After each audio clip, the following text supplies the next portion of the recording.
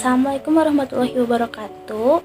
Saya Anissa Ratna Dwi Suryani, mahasiswa Universitas Teknologi Digital dari kelas C4 Manajemen dengan NPM 101210339. Di sini saya akan menjelaskan pengertian komunikasi bisnis dan komunikasi bisnis di internal dan eksternal. Apa sih komunikasi itu? Komunikasi bisnis itu seperti apa?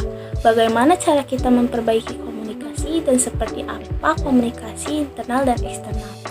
Nah, untuk mengetahui penjelasannya, mari kita simak video berikut. Di kehidupan sehari-hari juga kita sering berkomunikasi. Contohnya, kita berdiskusi dengan teman kelompok, kita mengobrol dengan teman, dan melakukan rapat di sebuah organisasi. Nah, apa sih pengertian komunikasi itu? Komunikasi adalah suatu proses penyampaian informasi, pesan, ide, gagasan dari satu pihak kepada pihak lain. Pada umumnya, komunikasi dilakukan secara lisan atau verbal yang dapat dimengerti oleh kedua belah pihak.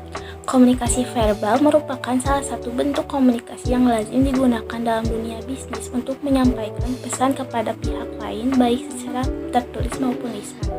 Komunikasi nonverbal merupakan bentuk komunikasi yang dengan menggunakan gerakan-gerakan tubuh atau body language sebagai alat komunikasi. Nah, bagaimana sih cara kita memperbaiki komunikasi? Dalam melakukan komunikasi, terkadang komunikasi tersebut tidak efektif, tidak mencapai sasaran dengan baik. Ada beberapa hal yang diperlukan, yaitu yang pertama ada persepsi. Seorang komunikator yang cerdas harus dapat memprediksikan apakah pesan-pesan yang disampaikannya dapat diterima oleh komunikan sesuai dengan sudut pandang komunikan. Yang kedua ada ketepatan.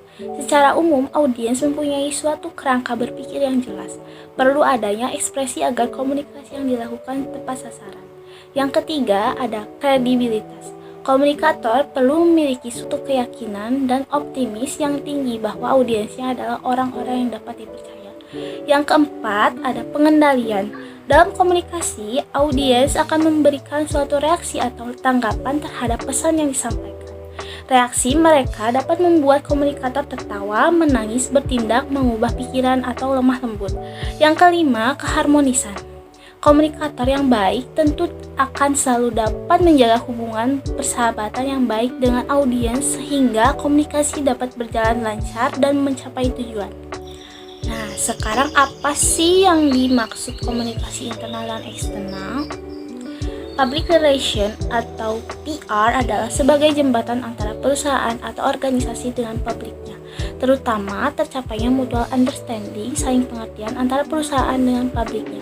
Public relation di organisasi terdiri atas internal public relation dan external public relation. Komunikasi internal public relation secara sederhana adalah komunikasi yang terjadi dan dilakukan oleh para pihak internal atau anggota dalam organisasi baik yang dilakukan secara formal maupun non-formal.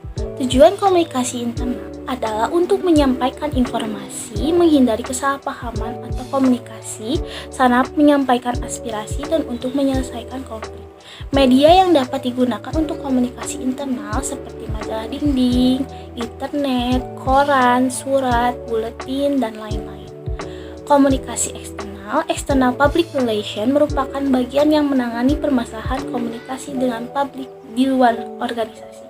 Tujuan komunikasi eksternal adalah menjalin hubungan baik dengan publik eksternal sebagai perantara informal kepada publik eksternal dan menyeleksi komunikasi eksternal. Media yang dapat digunakan dalam komunikasi eksternal dapat berupa bakti sosial, brosur, pameran, poster, konferensi pers, dan lain-lain.